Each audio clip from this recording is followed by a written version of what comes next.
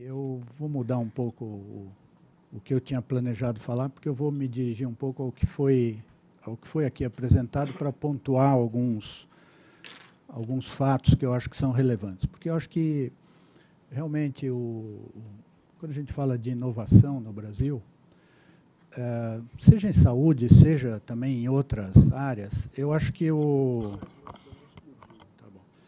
acho que um dos fatores mais importantes é aquele que o Rui se referiu como elementos que fazem que o ambiente econômico, institucional e negocial no Brasil seja hostil para a inovação.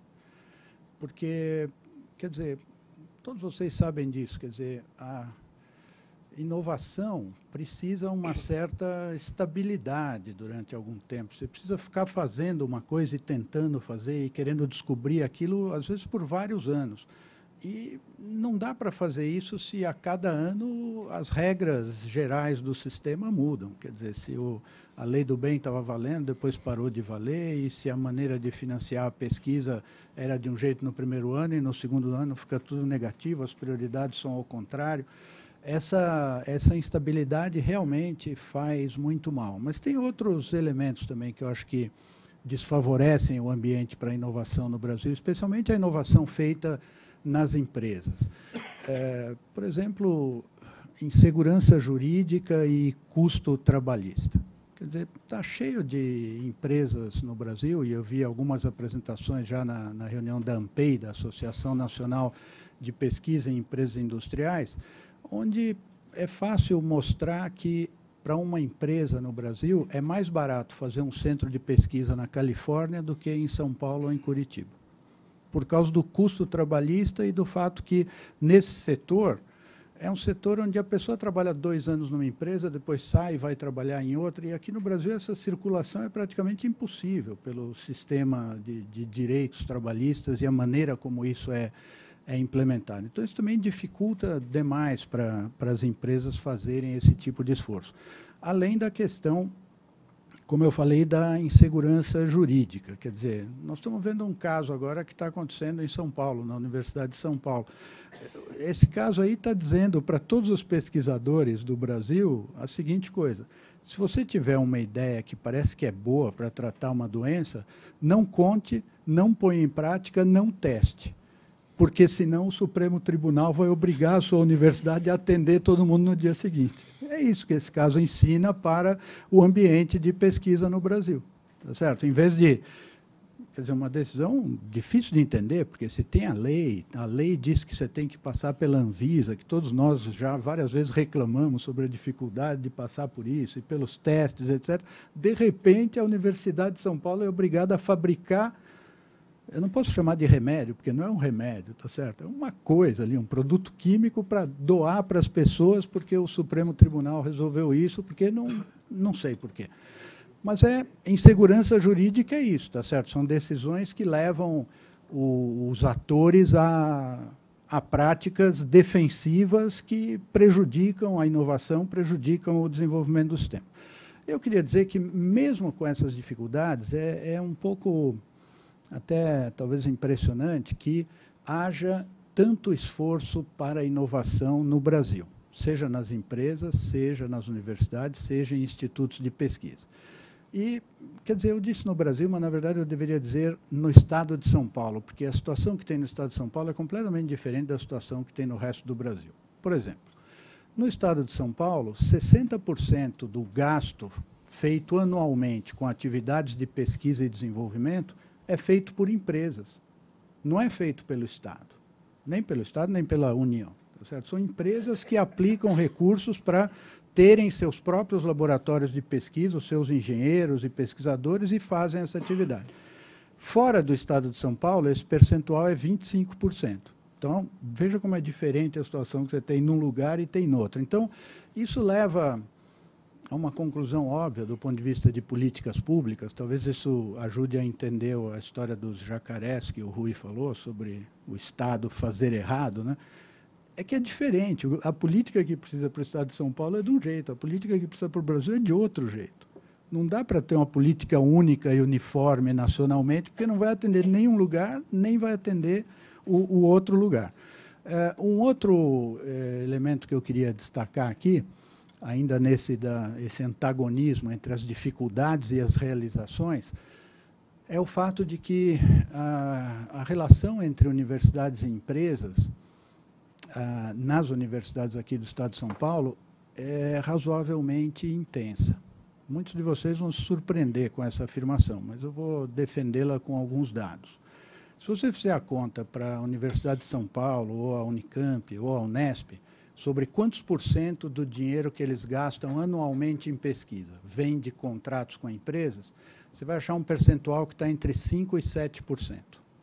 Esse percentual entre 5% e 7% é comparável com a média do que acontece em todas as universidades dos Estados Unidos.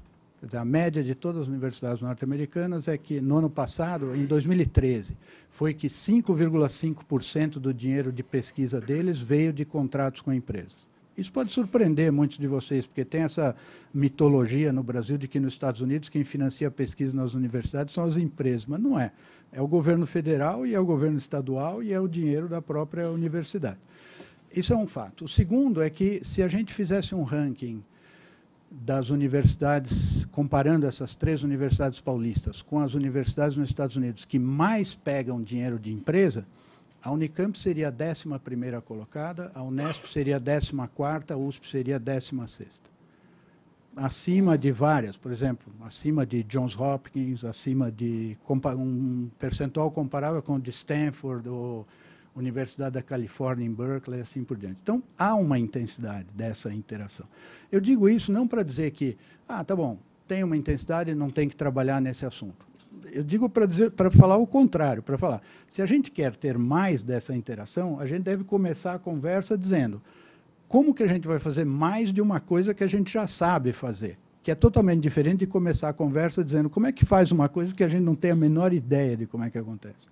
Então, quer dizer, é uma questão de criar esses incentivos, de vencer várias dessas barreiras aqui o Rui referiu, mas nós temos um ponto de partida interessante. E eu termino ilustrando com alguns casos que a gente tem vivido ali na FAPESP, que eu acho que são interessantes para essa discussão. Quer dizer, o primeiro é o seguinte, é que quando a gente fala em inovação em saúde, a gente precisa tomar muito cuidado para não ficar preso no importante, mas não completo caso da inovação que é levada, ou que acontece nas empresas ou por causa das empresas. Porque inovação em saúde é, por exemplo, construir o sistema SUS no Brasil. Isso foi uma enorme inovação em saúde. Eu acho que não tem país da categoria do Brasil que tem um sistema de saúde que nem o SUS. E o SUS foi inventado por brasileiros, não é que olharam lá, vamos ver como é que é nos Estados Unidos, traz aqui, porque lá nem tinha, até o ano passado, um sistema comparável a esse. Tá certo? Quer dizer, foram pesquisadores brasileiros de universidades, de instituto de pesquisa, do governo, que idealizaram essa sistemática de fazer um sistema único de saúde que atenda a população de maneira, digamos assim, aberta. Tá? Então, tem a inovação no que diz respeito às políticas públicas e tem um espaço, me parece, grande no Brasil para a pesquisa ajudar o SUS a ser melhor. Quer dizer, a gente estudar sobre o sistema, entender como é que ele funciona, ver onde é que tem furo e fazer ele ser melhor no ano que vem. Então, aí tem um lado de inovação no que diz respeito às políticas públicas. Do outro lado, eu acho que tem inovações no que diz respeito àquilo que os americanos chamam no from the bench to the bed, quer dizer, ir do laboratório até a cama do paciente, aquilo que eles chamam de medicina translacional. Como é que você muda procedimentos e práticas que acontecem no hospital? Por exemplo, nós temos um caso que acabou de sair publicado agora, uma pesquisadora lá do Hospital Sírio, que descobriu uma forma, fazendo uma análise genômica de tumores e dos pacientes, isso está no mundo da medicina personalizada, Guido. Ela descobriu um jeito de fazer essa análise genômica e descobrir se o tumor que entrou em remissão vai voltar ou não vai voltar, coisa que hoje você só consegue descobrir por diagnóstico por imagem daí a 1 ano ou mais. quando ficar de um tamanho suficiente para a imagem ver. Ela consegue dizer 1 ano antes que tem que mudar o tratamento para fazer isso. Isso é uma inovação enorme. Mas não é uma empresa que vai vender essa coisa, é um hospital que vai aplicar para tratar melhor os seus pacientes. É um projeto financiado pela FAPESP no Hospital Sírio. Então, tem centenas de projetos desse tipo acontecendo aqui no estado de São Paulo, em vários outros hospitais. E o último ponto, então, eu estava dizendo, políticas públicas, do laboratório para o paciente, dentro do hospital, as técnicas, as práticas. E o terceiro elemento é aquele que se relaciona com as empresas. Aí tem dois setores importantes, não são todos os importantes, mas dois que são especialmente importantes, são equipamentos médicos e farmacêutico. E eu devo dizer para vocês que tem pesquisa no estado de São Paulo, nas universidades e institutos de pesquisa, que chama para cá colaboração com grandes empresas farmacêuticas do mundo. Por exemplo, ontem na FAPESP nós passamos a manhã discutindo com a AstraZeneca sobre projetos de pesquisa que a AstraZeneca quer contratar na USP, na Unicamp, na Unesp, nos institutos de pesquisa do estado de São Paulo, e ela quer pagar uma parte do custo do projeto em troca de ter acesso ao conhecimento que tem ali.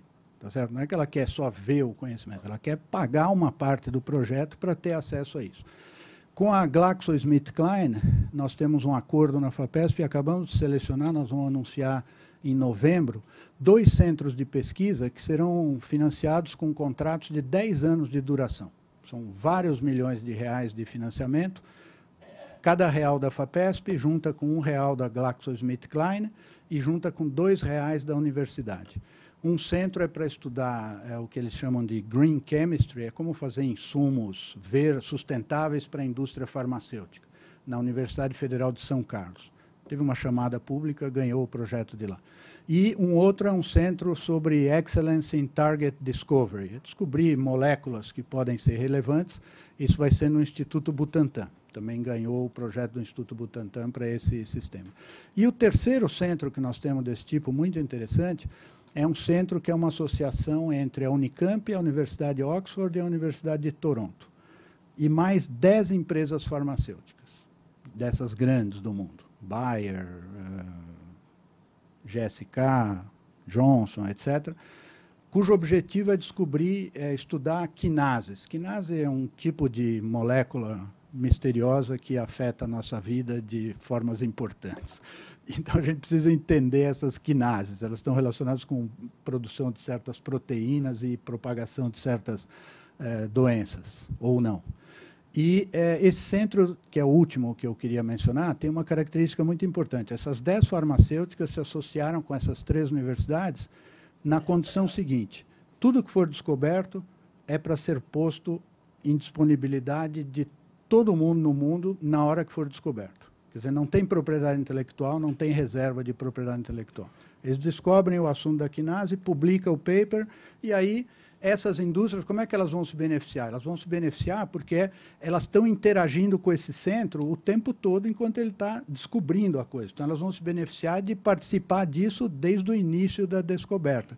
Seria ótimo se a gente conseguisse ter algumas farmacêuticas brasileiras associadas a esse centro. Então, quer dizer, o resumo do que eu queria dizer é que tem muitos obstáculos. Eu concordo com as avaliações que foram feitas aqui, e ao mesmo tempo que tem muitos obstáculos no Brasil para a inovação e para a inovação em saúde, onde tem certas características específicas muito importantes, ao mesmo tempo há uma enorme capacidade no país que faz que coisas aconteçam apesar desses enormes obstáculos, tá certo? É uma espécie de um mistério, é o assunto mágico que o Guido falou aqui, o ministro mágico.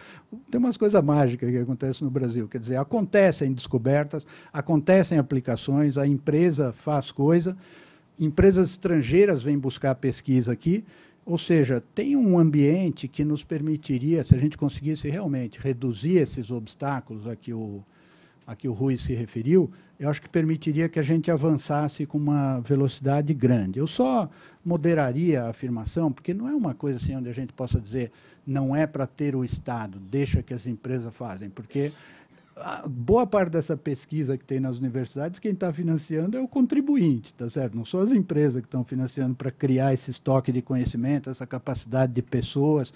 Quer dizer, tem um papel para o Estado e tem um papel para a empresa. Nos Estados Unidos, né? Em qualquer lugar do mundo. Em todo lugar do mundo. Quer dizer, isso. Tá bom. É que você falou de matar todos os jacarezinhos lá, tem uns jacaré que são bons quando ele aparecer.